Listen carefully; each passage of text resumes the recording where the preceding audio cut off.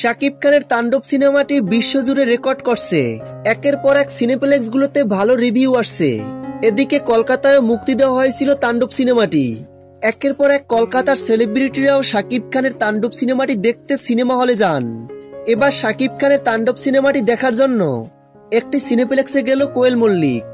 সেখানে শাকিব খানের তাণ্ডব সিনেমাটি উপভোগ করেছেন কোয়েল মল্লিক এবং সিনেমাটি দেখে শাকিব খানের বেশ প্রশংসা করেছেন কোয়েল মল্লিক।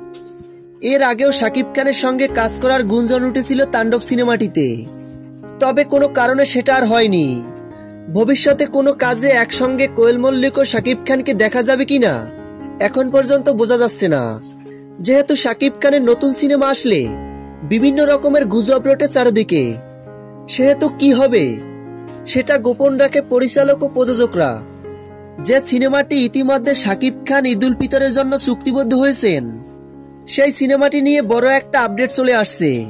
2026 সালের ঈদুল ফিতরে শাকিব খানের যে সিনেমাটি মুক্তি পাবে, সেই সিনেমাটিতে শাকিব খানকে কালা জাহাঙ্গীরের চরিত্রে দেখা যাবে, এমনটাই গুঞ্জন ওঠে সামাজিক যোগাযোগ মাধ্যমে।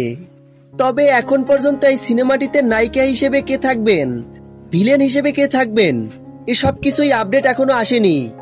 তবে খুব শীঘ্রই সিনেমাটির আপডেট দেবেন পরিচালক ও প্রযোজক।